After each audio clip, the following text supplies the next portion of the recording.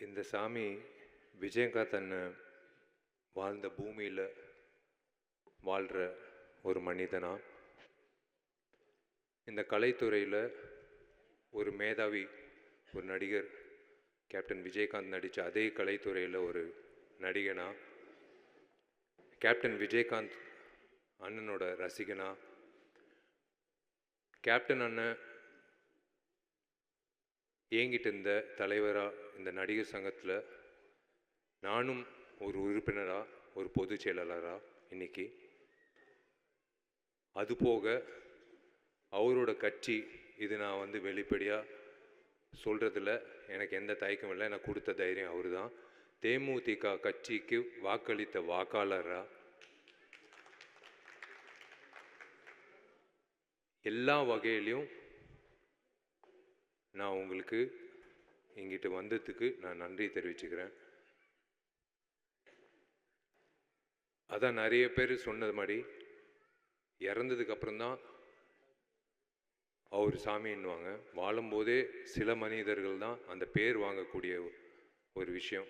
வாழ்ந்துட்டு இருக்கும்போதே அவர் சாமி அப்படின்னு பார்த்து வியந்து பார்த்த அத்தனை பேர், வெறும்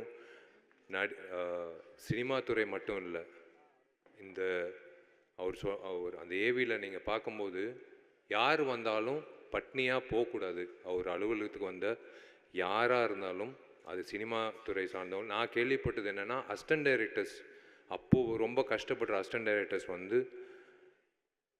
அவர் ஆஃபீஸ்க்கு வந்தால் 3 வேளை சாப்பாடு போடுறதுக்கு ஒரு இடம் இருக்குன்ட்டு எல்லா உதவி இயக்குநர்களுக்கும் ஒரு பலம் இருந்தது. ஏன்னா அப்போது வாய்ப்பு தேடிட்டு இருக்கும்போது அவங்களுக்கு சாப்பாடு, உணவு தேவையில்லை. அது அவர் மனசில் இருந்து எல்லாருக்கும் சாப்பாடு சரிசமமாக இருக்கணும். படப்பிடிப்பில் சாப்பாடுன்ற விஷயத்தில் எந்த பாரபட்சம் பார்க்கக்கூடாதுன்ற வகையில் எங்களை மாதிரி இளைஞர்களை ஊக்கப்படுத்தின ஒரு சாமி விஜயகாந்த் அண்ணன். அவர் பாதையில் அப்படி பண்ணணுன்ற விஷயத்தில் நாங்களும் அந்த அந்த முயற்சியில் ஈடுபட்டோம். விஜயகாந்த் அண்ணன் மறைவு அப்போ இருந்திருக்கணும், கூட இருந்து நாங்கள் அந்த மரியாதை செலுத்திருக்கணும். அந்த நேரத்தில் நானும் ஊரில் இல்லை, கார்த்தியும் ஊரில் இல்லை. முதல்ல அந்த குடும்பத்துக்கு நான் மன்னிப்பு கேட்டுக்கிறேன். நான் சண்முக பாண்டியன்கிட்ட நான் ஒரே ஒரு விஷயம் நான் சொல்லிக்க விருப்பப்படுறேன். கேப்டனை நான் உங்களுக்கே தெரியும், நிறைய நடிகர்களுக்கு மேலே வர்றதுக்கு ஒரு தூணாக இருந்திருக்காரு. எது பற்றியும் யோசிக்கலை, காசு வாங்கலை, காசு கொடுத்தாலும் வாங்கியிருக்க மாட்டார். ஆனால் அன்னைக்கு பண்ணணும்னு அவசியம் கிடையாது. ஆனால் அந்த நடிகர்களுக்கு ஒரு பிளாட்ஃபார்மாக இருந்து, பரவாயில்ல அந்த பசங்க வளரட்டும் அப்படின்னு சொல்லி அவர் ஒரு வாய்ப்பு கொடுத்தாரு. நான் உங்கள் வீட்டு பிள்ளையாக நான் சொல்கிறேன், உன்னோட படத்தில் எப்பயாவது நானும் நீயும் சேர்ந்து நடிக்கணும்னு உனக்கு ஆசை இருந்தால் நான் வரேன். நான் உனக்காக ஒரு படத்தில் நான் உனக்காக அதே மாதிரி கேப்டன் அண்ணன் எப்படி ஒரு பிளாட்ஃபார்மாக அமைச்சு கொடுத்தாரோ, என்னை நீ பயன்படுத்திக்கிறதுக்கு உனக்கு ஆசையாக இருந்தால் நான் இருக்கேன் உனக்காக. கண்டிப்பாக இது வெறும் வார்த்தையால் நான் சொல்லலை.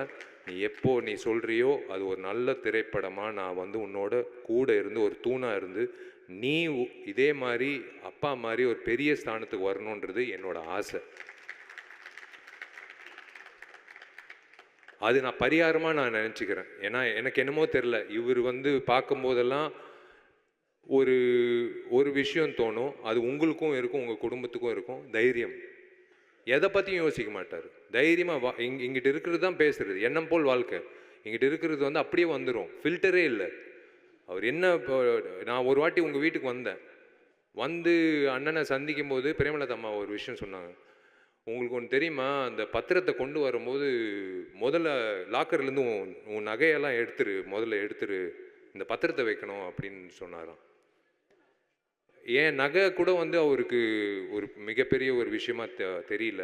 அந்த பத்திரத்தை கொண்டு அப்படி வைக்கும்போது எங்களுக்கே நாங்கள் வியந்து பார்த்தோம். அப்படி அந்த பத்திரத்தை ஒரு பொக்கிஷமாக வச்சார் லாக்கரில் அப்படின்னு சொன்னாங்க அம்மா.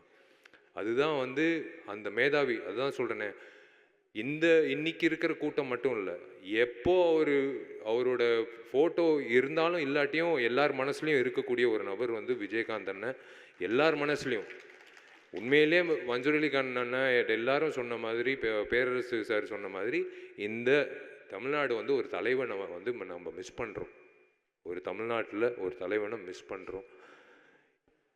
கேப்டன் அண்ணன் வந்து இந்த நடிகர் சங்கத்தை எப்படி மீட்டு எல்லோரையும் ஒரே குடும்பம் அப்படின்னு நம்பி கொண்டு வந்து அந்த ஒரே உணர்வோட ஏன் எல்லாரும் இப்படி மனசார பேசுகிறாங்கன்னா, அவர் அப்படி எல்லாரும் பார்த்ததுனால தான். சும்மா வந்து பேசணும்னு அவசியமே கிடையாது. இங்கிட்ட இருக்கிற அத்தனை பேர் வாய்ப்பு கொடுத்து பேசின அத்தனை பேர் வந்து மனசார பேசுகிற காரணம் வந்து அவர் அப்படி வந்து அவரை பார்த்துக்கிட்டாங்க. ஒரு தம்பியா, ஒரு எல்லாரையும் ஒரு சரிசமாக பார்க்குற நபர்கள் நம்ம சினிமாவில் வந்து பார்க்க முடியாது. நான் ஓப்பனாக சொல்கிறேன், ஈகோன்ற விஷயம் எல்லாருக்கும் இருக்கும். ஆனால் ஈகோ இல்லாத மனிதர்கள் ரொம்ப ரொம்ப குறைவு சினிமாவில். அதில் ஒரு முன்னுதாரணமாக இருக்கிறவர் வந்து கேப்டன் விஜயகாந்த். அவரோட போக்கு, அவர் வந்து எந்த தயாரிப்பாளரும் நஷ்டம் அடையக்கூடாது. 54 இயக்குனர்கள், புதுமுக இயக்குனர்கள், அதுவும் டிஎஃப்டி இயக்குனர்கள் வந்து அறிமுகப்படுத்தின ஒரே எனக்கு தெரிஞ்ச உலக நாயகன் வந்து கேப்டன் விஜயகாந்த் தான். 54 பேர் யார் வந்து கொடுப்பாங்க வாய்ப்பு? நீங்கள் சொல்லுங்கள். இன்றைக்கி இருக்கிற காலகட்டத்தில் ஒரு புதுமுக இயக்குனர் வந்து அலுவலகத்துக்கு வர்றதுக்கே வந்து யோசிப்பாங்க. ஒரு பெரிய நடிகரை போய் அணுகணும்னா வந்து யோசிப்பாங்க, நம்ம கதை கேட்பாங்களா? அப்புறம் அவங்களுக்கு ஒரு ஆதங்கம் இருக்கும், ஒரு வேளை வந்து சொன்ன கதை வந்து கரெக்டாக எடுப்பாங்களா? இந்த மாதிரி ப்ராசஸ் எல்லாம் வந்து இன்னைக்கு இருக்கிற காலகட்டத்தில் இருக்குது. ஆனால் அவர் வந்து எது பற்றியும் யோசிக்காமல் 54 வீட்டில் வந்து விளக்கேற்றி இருக்காரு. 54 பேர் வாய்ப்பு கொடுக்கல. 54 வீட்டில் வந்து அடுப்பு எரிஞ்சிருக்கு, விளக்கேற்றி இருக்காரு. 54 குடும்பங்களை வாழ வச்சிருக்காரு. அந்த மாதிரி ஒரு is given such a great contribution to இந்த சினிமா. இது வந்து வெறும் நம்ம தமிழ்நாடு இல்லைங்க, இந்தியாவுக்கே வந்து பெருமை செலுத்தக்கூடிய ஒரு மனிதர் இவர், ஒரு நடிகர். இது வந்து இன்னைக்கு வந்து தமிழ்நாடுன்னு சொல்கிறோம். இந்தியாவிலே இவர் வந்து பண்ண சாதனை வந்து எந்த நடிகரும் பண்ணதே இல்லை. யாருக்கும் அந்த தைரியமும் வராது, யாருக்கும் அந்த தைரியம் கிடையாது. நான் ஓப்பனாக சொல்கிறேன்.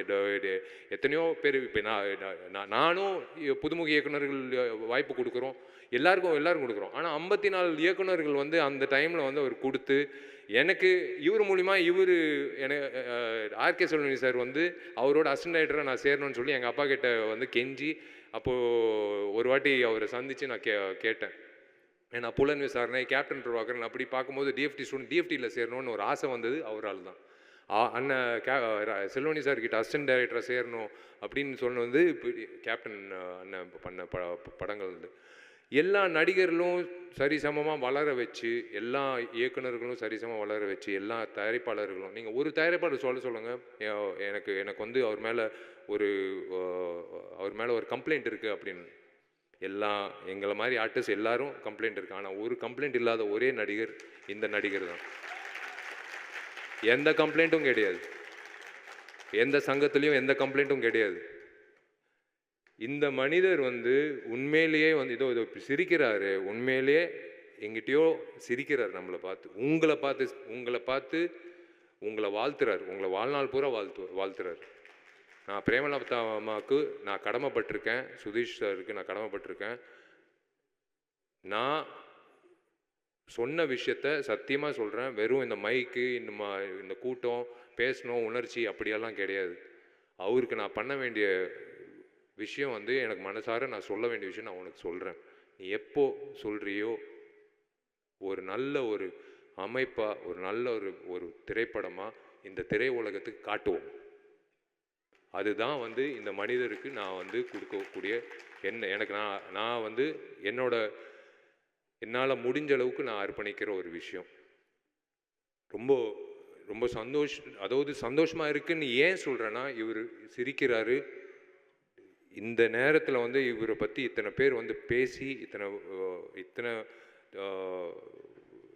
தயாரிப்பாளர் சங்கம், இயக்குநர்கள் சங்கம், எல்லாம் விவசாயிகள் சங்கம், இவங்கெல்லாம் வரணும்னு அவசியமே கிடையாது. நான் கூப்பிட்ட உடனே வந்ததுக்கு காரணம் வந்து இது சும்மா ஒரு கட்டளைக்காக நாங்கள் வர சொல்லணும் அது அப்படின்லாம் இல்லை. உங்கள் அப்பாக்காக தான் வந்தாங்க. நாங்கள் கூப்பிட்டதுனால இல்லை, உங்கள் அப்பாவோட ஃபோட்டோ வச்சு நாங்கள் கீழே போட்டோம். நடிகர் சங்கம் உங்களை அழைக்கிறது. ஆனால் கீழே நடிகர் சங்கம் பார்க்கல. ஏன்னா அவர் தான் உருவாக்குனார் நடிகர் சங்கம். மேலே இருக்கிற அந்த அந்த ஃபோட்டோ பார்த்து தான் எல்லோரும் வந்திருக்காங்க. ஸோ அந்த வகையில் வந்து கண்டிப்பாக இந்த சாமி வந்து மேற்கொண்டு இந்த கலைத்துறைக்கும் சரி மக்களுக்கும் சரி உங்கள் சார்பாக வந்து கண்டிப்பாக வந்து அந்த நற்பணிகள், அந்த நல்திட்டங்கள், நல்ல விஷயங்கள் மேற்கொண்டு நடக்கும்ன்றது நான் நம்புகிறேன். நீங்கள் எல்லோரும் நல்லா இருக்கணும். நீங்கள் 2 பேரும் நல்லா இருக்கணும். அம்மா ஆரோக்கியத்தை பார்த்துக்கோங்க. சுதீஷ் சார் பக்கபலமாக இருக்கார். I am always there for you. God bless you மா.